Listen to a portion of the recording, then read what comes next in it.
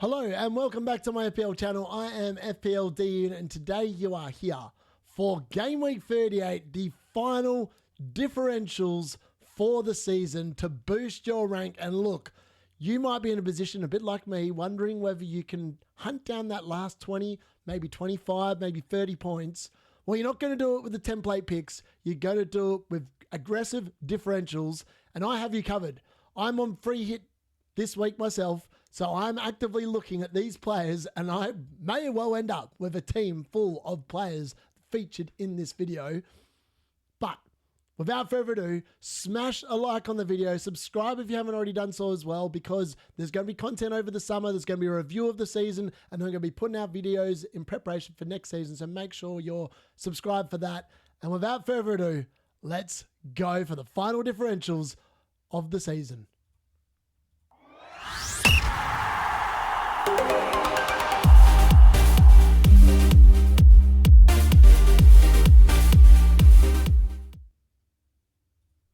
So the differential notes and what you need to know ahead of Game Week 38. And look, it is the final game week. So this is it. You've got no other chance to make up those points than this game week. And look, if you're on free hit 38 like I am, I have a special edition for the best free hit draft. If you're protecting rank, if you're chasing like me, or if you just want to have some fun, I've got you all covered with the video that I'm preparing for tomorrow. And it's going to feature a lot of the players in here, but also other ones that are quite templatey as well. Obviously, if you are trying to gain rank, if you're trying to go for that top 10k and you're sitting like 12k, or if you're sitting in like the top 103k and you're trying to get into the top 100, I've got you covered. I've got you. These are definitely going to be the best differentials this week that are low owned, under 10%. The only one that's not under 10% on this entire video is Emilio Martinez, and that's because he's playing Man United. Man United don't score many goals. But other than him, everyone else is under 10% owned. So in the goalkeepers department, there's Pope, there's Kepa, there's Areola, there's Edison, there's Martinez, and there's Becker. All really good fixtures this week and pretty good teams that are playing against. Lots to consider there. Defenders, there's Matson. There's no Dean this week. Sorry, Dean owners.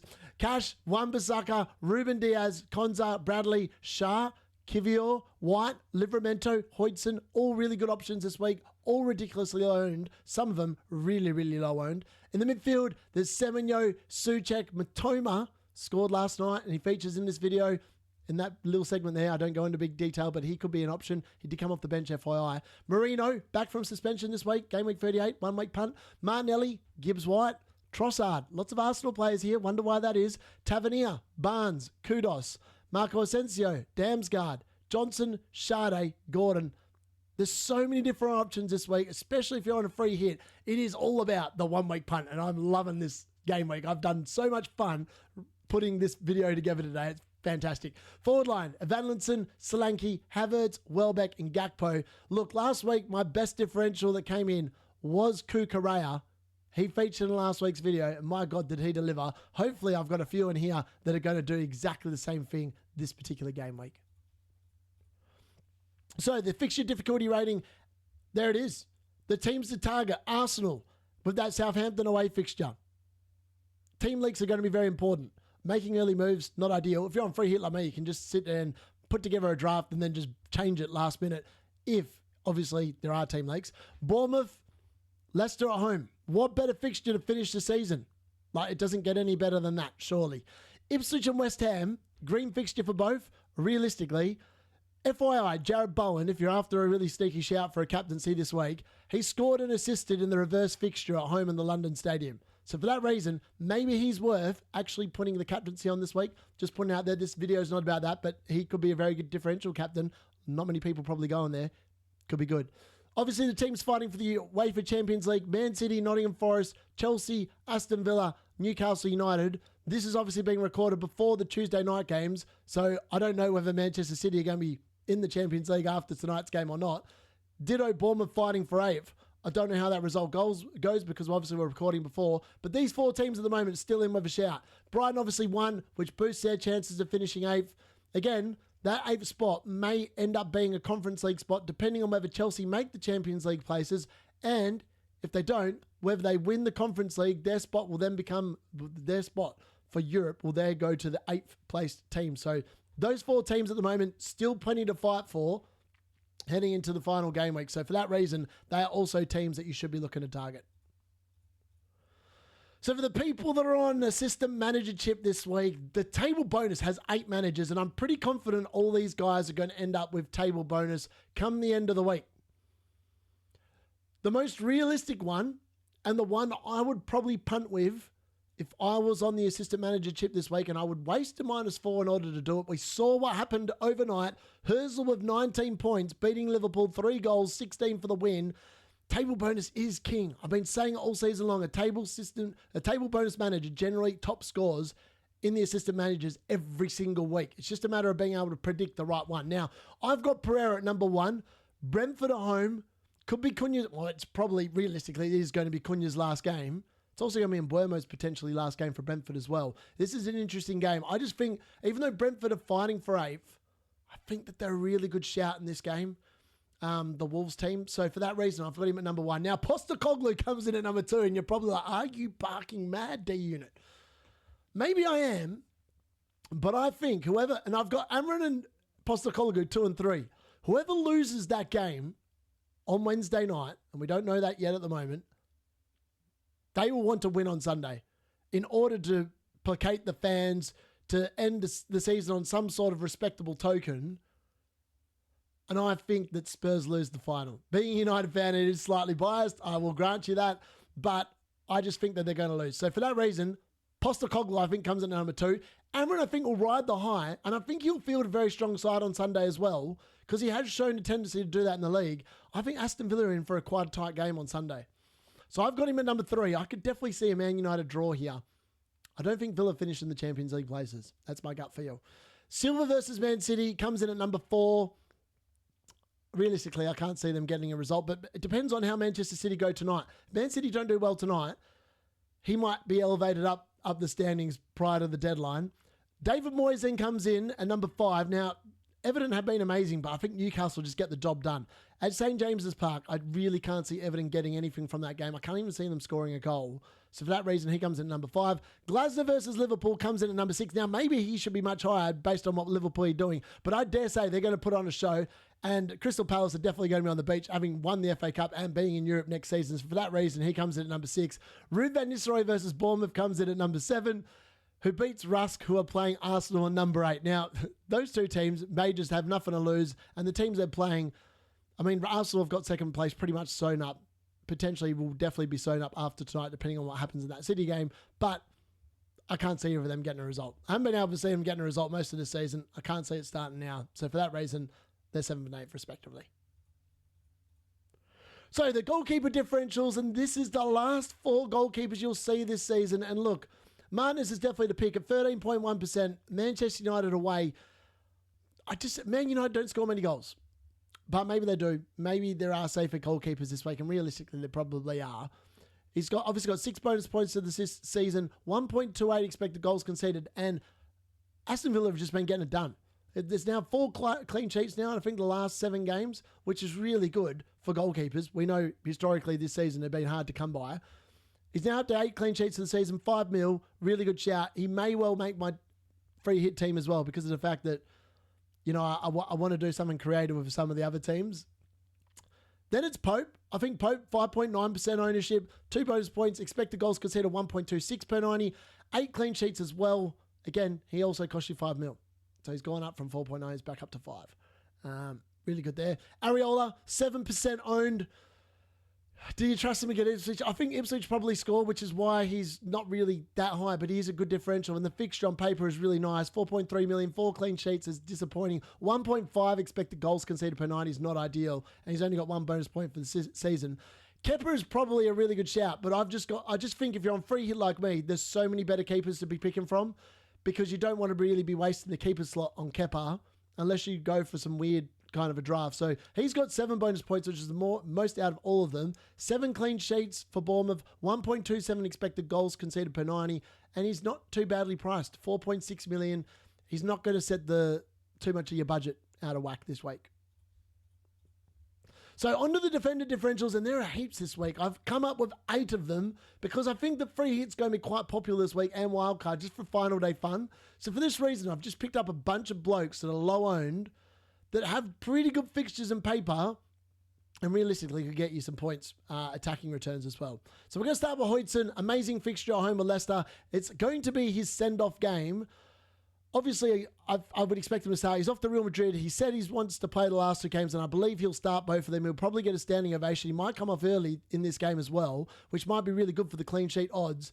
0.13 expected goal involvement per 90, 1.39 expected goals conceded per 90. He's obviously got 3 goals, 1 assist. It'd be fitting if he finished with a goal, 7 clean sheets, and he's only going to cost you 4.5 mil. He's almost 100, well, I'd say he's 80%, no, probably less than that, 60% chance of being in my squad, and it's 40% being Kirkez, depending on whether I need the money or not. If I don't need the money, I'll be going with Kirkez. If I do need the money, I'll be going with Hodgson. Livramento, 8.7% ownership, 0.09 expected goal involvement, and that has increased since, obviously, Lewis Hall's been out of the team. Expected goals conceded per 90, 1.21, which is pretty damn good for defenders. 0 goals, 1 assist, not ideal, but he's got 10 clean sheets. So Newcastle know how to keep a clean sheet. 4.6 million as well. Very cheap player.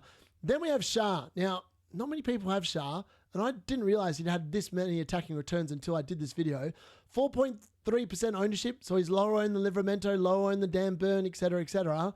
5.5 million though, so he does cost a lot more money, but he's got 0.13 expected goal involvement per 90, which matches Hodgson's, which is pretty damn good. Expected goals conceded per 90 of 1.15. Again, fantastic defensive data there. He's actually scored 4 goals, which I couldn't believe, 2 assists as well, and he's kept 11 clean sheets. So if I was a betting man and I was wondering which one may get, like, he's a good chance of getting a goal against Everton, let's be honest. Especially now that we know that Braithwaite's going to be out probably with a hamstring this week, so Everton's defence already is slightly weaker. I feel like potentially Shah could be a really good shout this week.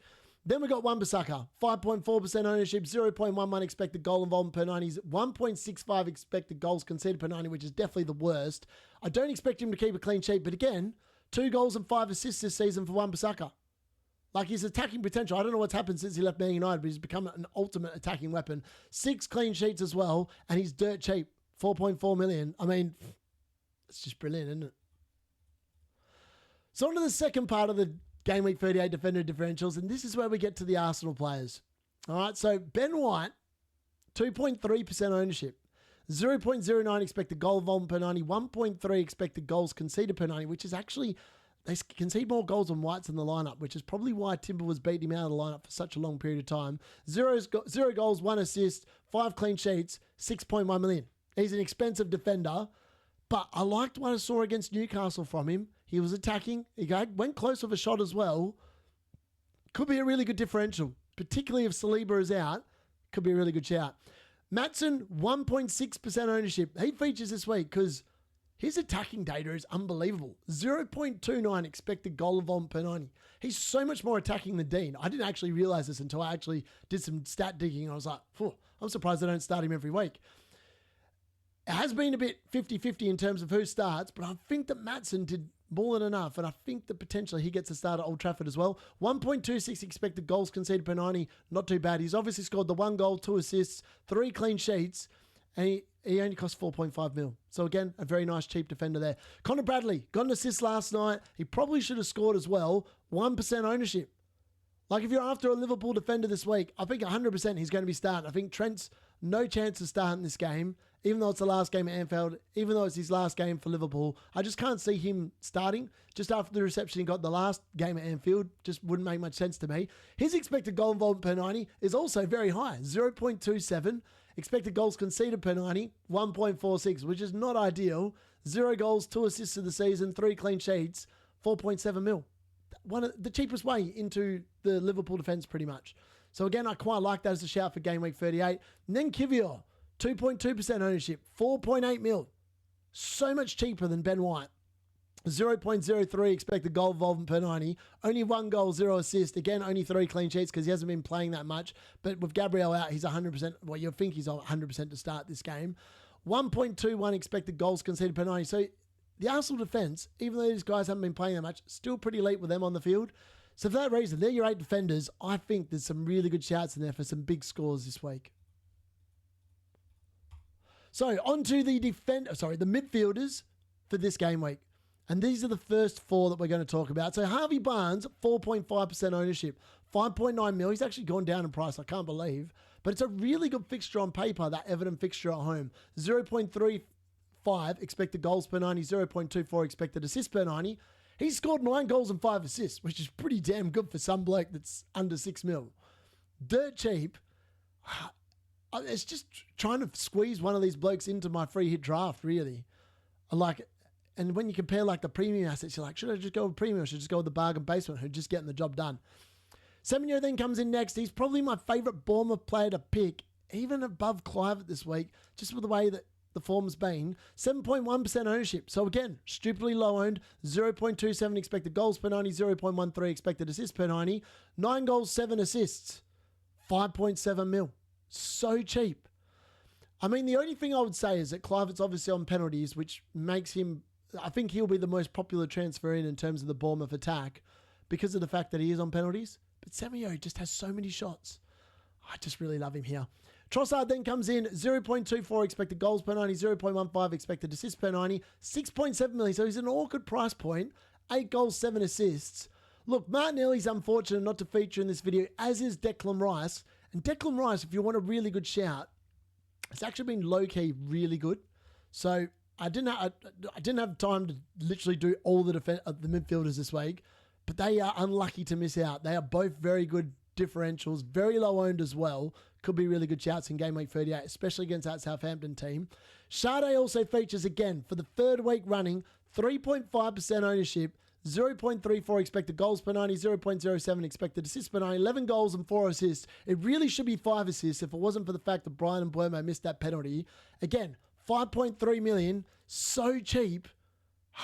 And I think Brentford are going to go for it. I think there's going to be lots of goals in that Brentford Wolves game. I wouldn't want to own any of their defenders, but midfielders, forwards, I can get around that this week, 100%. So the second part of the midfielders, and this is where it gets a little bit juicy because some people are going like, how are these people featuring on this video? But they are. Marino, 1.5% ownership, 0.33 expected goals per 90, 0.07 expected assists per 90, 7 goals, 2 assists. He's cost 6 mil. Now, I think he comes straight back in. He's obviously missed game week 37, and I think potentially he will get the start in game week 38. And for that reason, with Southampton probably not really caring too much about what the score is, I think there could be goals for Marino here. Tavernier is another one that, again, could be a little bit of a minute's risk, but he's stupidly low-owned, and everyone's not going to be thinking about this man. 0.2% ownership, and it's quite often that he gets a goal. Well, it's not really. 3 goals, 7 assists in the season, but he's missed a lot of the season. Again, he's dirt cheap, 5.4 mil. 0.27 expected goals per 90, 0.15 expected assists per 90. Comparable with Semenyo. And Dango and other players. All very similar data. Like, if he starts, he's just as good a chance as Semenyo is getting a goal or a return. So for that reason, I really like him here as well. Stupidly low-owned. Whatever points he's going to get is going to massively shoot up your rank. Then we get on to a really controversial pick, and I've got Brennan Johnson here, and I've been anti-featuring Spurs assets all season, as everyone knows, post the Dominic Solanke disaster when I bought him in before my wild card in game week 12. So game week 11, I bought him in, captained him against that Ipswich team, and he delivered 2 points as my captain. So ever since then, I've not featured a Spurs player in any video. However, I think they're a really good chance of playing Brennan Johnson here. And against Brighton don't, like we've just seen, they concede lots of goals. They've only kept 1 clean sheet in about 8 weeks or whatever, and that was when Bart Simpson actually kept a clean sheet for me in game week 36. Now, Brennan Johnson, 2.3% ownership. No one's going to be talking about him because no one really wants to talk about Spurs. 0.44 expected goals per 90, 0.09 expected assists per 90, 11 goals, 6 assists, 6.2 million. Now, if Spurs lose, which I think hopefully they do, I think Brennan Johnson starts. I think they'll field their full strength lineup in game week 38 and it'll be a goal fest. It'll just be a complete goal fest. Ange Ball will get one final hurrah, and for that reason, I think Brennan Johnson's going to return. Let me know if you're a Spurs fan, if I'm just completely and utterly off it, but I reckon that Johnson's going to come big here. Then we look at Gibbs White, 7% ownership. He's got Chelsea at home. He's outperformed Elanga significantly the last 2 weeks. 2 double-figure hauls in the last 2 weeks. This man is getting it done when Nottingham Forest need him most. 0.21 expected goals per 90, 0.15 expected assists per 90. He's now got 7 goals and 11 assists for the season. 6.5 mil. Like, there's so much potential with all these midfielder differentials this week to go absolutely big. And they're so low owned that whatever points they're going to get you is going to be absolutely huge. And they're all options that I'm considering for my free hit draft. I just don't know which ones I like the most, I'm being brutally honest. I think there's lots of goals in the final game day. And for that reason, I really want to pick some differentials that I think potentially could get those goals. And I really love them. Like all these guys could go absolutely ham. So lastly, onto the Game Week 38 forward differentials. And look, there's one place to start, and it's Evan Nilsson. I even said his name correctly. Instead of saying Evanlinson, I called his name correctly, Evan Nilsson. Leicester at home, 4.8% ownership. That's definitely going to go up. Particularly if lots of people bring Saka in. They'll probably take a -4 in order to bring in Evanlinson. Cheap forward, 0.49 expected goals per 90. 0.07 expected assists per 90. He's literally on track to score a goal or have some sort of a goal involvement every second game. So for that reason, hopefully he doesn't score against Man City tonight, which means he'll be good for Sunday, which means he'll get his goal then. Hopefully a few. 10 goals, 5 assists, 5.8 mil. He's had an amazing first season for Bournemouth, and he's outperformed Dominic Solanke, FYI, who joined Spurs, who are meant to be a better team, and he's only got 8 goals and 5 assists. Yes, he's been injured for a bit of it, but so has Vanlinson. He's also been injured a lot of this season. Solanke's still 4.6% owned. Again, I can't believe I'm featuring him again after that disaster class, but maybe this is the week. Like, Solanke, I think, starts on Sunday as well. 0.43 expected goals per 90, 0.05 expected assists, and 7.3 mil. He's not going to break the bank. He could be a really good differential. I mean, like, these guys are loaned by under 5% of the comp. So if they go off, as I expect that they will, no one's going to be really talking about Solanke. Like, no one will be talking about Solanke and Johnson. Probably because they won't start. But no, I actually think they will. My line of thinking is they'll start, and I think Tottenham will score goals. For that reason, I think they're really good assets. Then we look at Danny Welbeck. Return of assist against Liverpool, and realistically probably should have more in this game. He had a ridiculously high XGI, probably should have scored. 6.2% ownership. Again, he's got Spurs on the final day. Spurs will be conceding goals. Danny Welbeck realistically should be starting. João Pedro didn't actually get any minutes last night, so you shouldn't be too worried about that. 0.41 expected goals per 90, 0.06 expected assists per 90. He's now got 10 goals and 5 assists for the season, mirroring what Evanlinson's got. 5.5 mil. So he's the cheapest forward featured this week. He's a really good asset to own.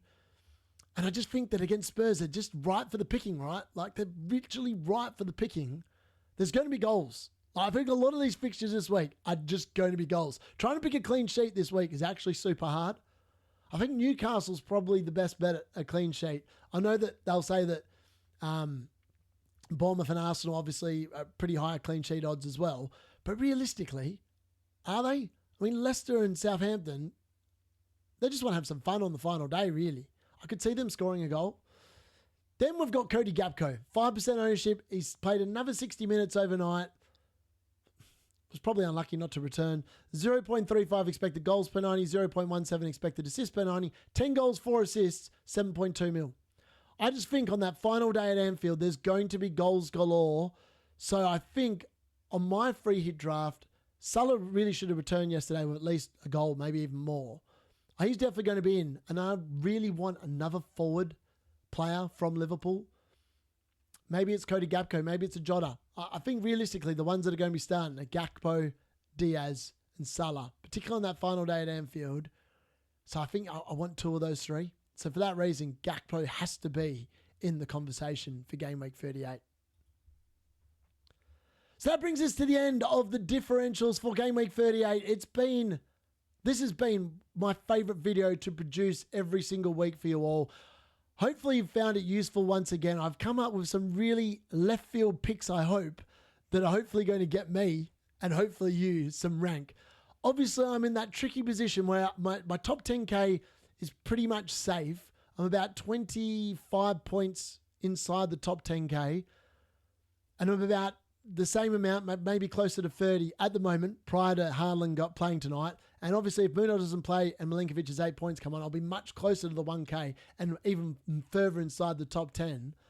I just want to go a Hail Mary and just see if I can do it. See if I can chew up those points. Like the free hit 34 draft, right? That gained pretty much 30 points for everyone that did it that week because all those template defenders popped off. Well, maybe all these differential forwards and midfielders and defenders will pop off this week. And I just pick them all and hope for the best. Let me know what you're doing. Let me know what differentials you're eyeing up. Let me know if you're on free hit this week. And I'm back tomorrow with a free hit Game Week 38 special because I'm on it. So tune in because I'm actually doing it. Unlike a lot of other people who will be doing the videos this week, I'm actively doing a free hit myself in Game Week 38. Join me for that. Make sure you smash a like before you leave and subscribe if you haven't already subscribed. I've been FPL D Unit.